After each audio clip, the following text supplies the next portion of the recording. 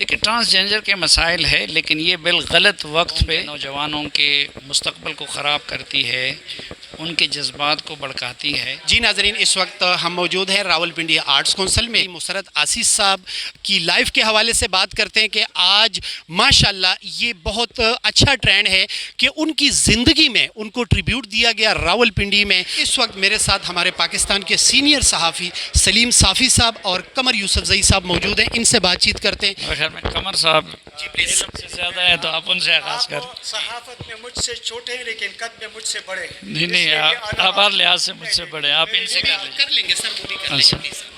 دیکھیے جہاں تک مسرت عزیز صاحب کا تعلق ہے تو ایک تو میرا ان سے ذاتی جو تعلق ہے، تو ذاتی تعلق کا حوالہ یہ ہے، ان کے والد صاحب بھی ہمارے بڑے مشفق تھے جب ہم سٹوڈنٹس تھے، پھر بطور اسٹوڈنٹ لیڈر ہمارا آسی صاحب کے ساتھ رابطہ رہا۔ اور پہلی بات تو یہ ہے کہ نہ میرے خاندان میں کوئی جرنلسٹ تھا، نہ خود میرا جرنلسٹ بننے کا پہلے سے کوئی پروگرام تھا، اور نہ میں نے ایم اے جرنلزم کیا تھا۔ تو وہ جو مسرت عزیز صاحب کی صحبت تھی اور پھر جو ان کی شخصیت کی کشش تھی، تو اس کی وجہ سے ایک تو میں صحافت کی طرف مائل ہوا، اور پھر ابتدا میں انہوں نے خبر لکھنا، بھجوانا، یہ ساری چیزیں جو تھی، تو اس میں مسرت عزیز صاحب یا پھر مسرت عزیز صاحب سے متعلقہ لوگوں نے، مثلا شمس الحق صاحب تھے یا عاطف صاحب تھے یا باقی، وہ سب بھی ان کے حلقہ احباب یا شاگردوں میں تھے۔ تو میرے خیال میں میرے صحافت میں آنا اور پھر آگے جانا، وہ سارا کریڈٹ وہ مسرت عزیز صاحب کو جاتا ہے۔ اور دوسرا پھر جہاں تک ان کی ذات کا تعلق ہے، تو دیکھیں وہ پنڈی میں پلے بڑھے تھے، یہاں انہوں نے اسٹوڈنٹ پالیٹکس بھی کی تھی۔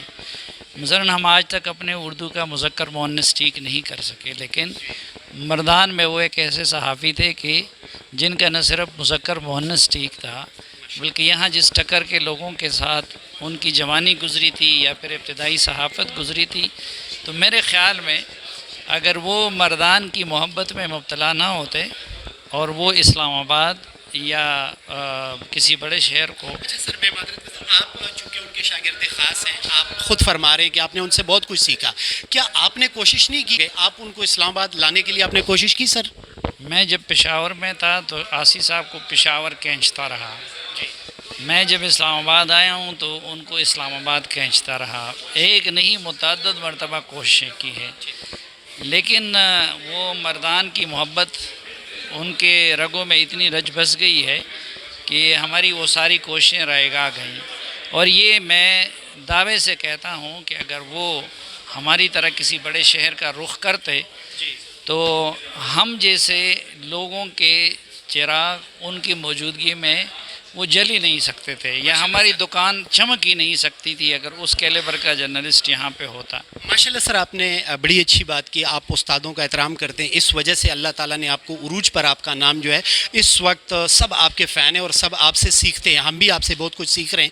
اچھا سر، میں اس وقت موجودہ حالات کی بات کر رہا ہوں کہ موجود عوام کے لیے آپ کے پاس خوشخبری ہے، پر جو اس وقت مہنگائی کا بم گرایا جا رہا ہے، پیٹرول اتنا مہنگا ہو، خوشخبری دے سکتے ہیں سر عوام کو؟ نہیں، جہاں تک اگر اپنی ہم سیاسی لیڈرشپ ہر طرف ہے یا ملک کو جو لوگ چلا رہے ہیں، اگر ان کے کردار کو دیکھا جائے تو پھر تو ظاہری بات ہے کہ اس وقت ملک بڑے سنگین کرائسس سے گزر رہا ہے، لیکن بینگ اے مسلم لا تقنطوا من رحمت اللہ کے اصول کے تحت، اور پھر ہماری نوجوان نسل جس طرح ملکی سیاسی معاملات میں دلچسپی لینے لگی ہے، تو اس وقت ایک ٹرموائل ہے، لیکن میرے خیال میں اس ٹرموائل کا خاتمہ بھی عنقریب ہو جائے گا اور انشاءاللہ یہ ملک بھی صحیح ٹریک پہ چل پڑے گا۔ ماشاءاللہ سر، ایک اپنی جنرل نالج کے لیے آپ بہت سارے لیڈرانس کے آپ نے انٹرویوز کیے، بہت سارے سینئر لیڈرشپ سے آپ ملے ہیں، آپ کو پرسنلی ہمارے پاکستان کا کون سا لیڈر آپ کو اچھا لگا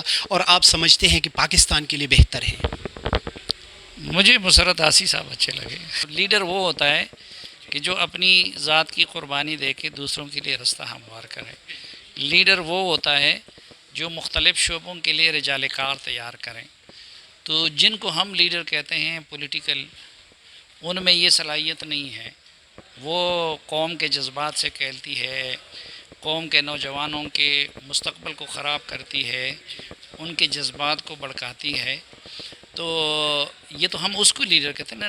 لیڈر کا لفظ کیا ہے؟ رہنما، جو دوسرے کو رستہ دکھا سکے. یعنی کہ آپ کے کہنے کا تو قائد اعظم کے بعد ہمیں لیڈر ہمارے یہ لوگ بھٹکانے والے تو بہت ہے. تو میں نے ریئل ٹرم میں ان کو کہا ہے کہ کم از کم میری زندگی کی حد تک انہوں نے مجھے اور مجھے سے بہت سارے لوگوں کو جینے کا ڈھنگ بھی سکھایا، اور اس دنیا میں ایک باعزت زندگی گزارنے کا اور ملک اور اپنی مٹی سے محبت کرنے کا رستہ بھی انہوں نے سکھایا. اس لیے میں تو سر دست انہی کو لیڈر کہتا ہوں. ماشاء اللہ، بالکل اس میں کوئی شک. سر، موجودہ بل کے حوالے سے پوری قوم پریشان ہے. جو بل جو ہے اسپیشلی جو پیش کیا گیا ٹرانسجینڈر، اس حوالے سے آپ کیا کمنٹس کرتے ہیں سر؟ دیکھیں، ٹرانسجینڈر کے مسائل ہے، لیکن یہ بل غلط وقت پہ غلط طریقے سے پیش کیا گیا، جس میں سقم بھی ہے. ہمارے ساتھ قمر یوسف زئی صاحب بھی موجود ہیں، سینئر صحافی ہیں. پلیز کیا کہنا چاہیں گے؟ مسرت عاصی صاحب کو دیکھنا چاہتے ہیں. جہاں پہ میں نے سلیم صافی بھائی کو مشرق میں ان کے کالم پڑھے، یا ان کے ہر ٹیلی ویژن شو کو میں نے بہت غور سے دیکھا سنا، ان کے الفاظ میں آپ کو چیلنج ہے پورے پاکستان میں جتنے بھی اینکرز ہیں اس وقت. میں خود کہتا ہوں کہ ہمیں مسرت عاصی صاحب کا بہت مشکور ہونا چاہیے، اور ہم مشکور ہیں کہ ہم کو الیکٹرانک میڈیا میں، print media as well as electronic media, ہمیں فخر افغان سے ہمیں روشناس کہہ رہا ہے، اور ہمیں سلیم صافی پہ فخر ہے. وہ سیاسی وابستگی یا ہماری اسٹوڈنٹ لائف کی جو بھی تھی، لیکن صحافت میں جب ہم آ جاتے ہیں تو ہم پھر اپنے صحافی وہی سطح پہ چلتے ہیں. اور یہ مسرت عاصی صاحب بھی ہمارے بڑے بھائی ہیں. تو میں بہت شکریہ ادا کرتا ہوں آپ سب کا. اور سلیم صافی صاحب، آپ نے حق ادا کیا ایک اچھے شاگرد کا، اور میرے خیال میں کہ آپ کے شاگرد بھی آپ کو اس طرح نہیں بھولیں گے. شکریہ. بہت شکریہ.